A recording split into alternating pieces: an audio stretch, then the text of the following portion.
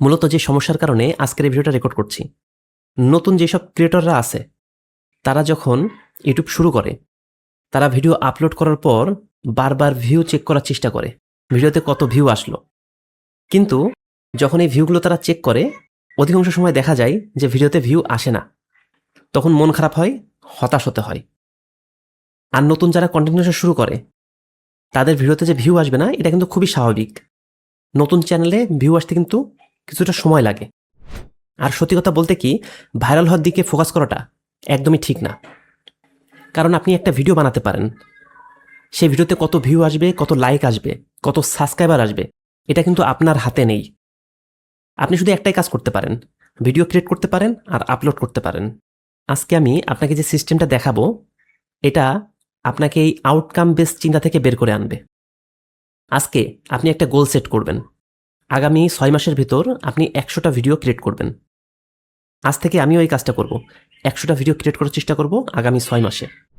আমি খেয়াল করে দেখেছি যেসব ক্রিয়েটররা সাকসেস হয়েছে তারা কমপক্ষে 100-র বেশি ভিডিও আপলোড করেছে।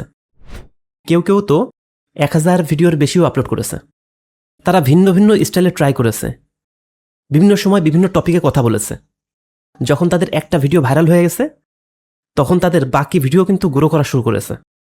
ধরেন আপনার একটা ভিডিও ভাইরাল হয়ে গেল, তখন কিন্তু আপনার বাকি যে ভিডিওগুলো আছে, যেগুলো আপনি আগে আপলোড করেছেন, সেগুলো কিন্তু ভিউ পেতে শুরু করবে। কেন? কারণ আপনার যে ভিডিওটা ভাইরাল হবে সেইগুলো সাজেস্ট করবে আপনার বাকি ভিডিওগুলোকে। তখন কিন্তু আপনার অন্যান্য ভিডিওগুলো গ্রো করবে। আর এই সব কিছুর কম্বিনেশনে আপনার চ্যানেলটা দ্রুত গ্রো হবে। তাই আপনার পুরনো ভিডিওগুলো কখনো ডিলিট করবেন না।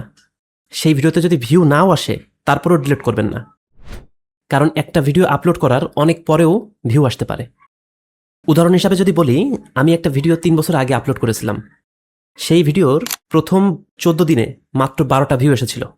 আর সেই ভিডিওর ভিউ এখন 2,67,000। আর এখনও সেই ভিডিওতে কন্টিনিউয়াসলি কিন্তু ভিউ আসছে। তাই আপনার কোন ভিডিও কখন যে ভাইরাল হবে, এটা কিন্তু আপনি জানেন না। তাই কোনো ভিডিও ডিলিট করবেন না। আরেকটা ব্যাপার, আপনার মনে হতে পারে আপনার পুরনো ভিডিওগুলোর মান খারাপ, এম্বারাসিং। তারপরেও আপনি সেই ভিডিওগুলো ডিলিট করবেন না। কারণ সেই ভিডিওগুলোই আপনাকে মনে করিয়ে দেবে আপনি কোথা থেকে শুরু করেছিলেন, আপনি কতটা ইমপ্রুভ করেছেন এই কন্টেন্ট ক্রিয়েট করতে করতে।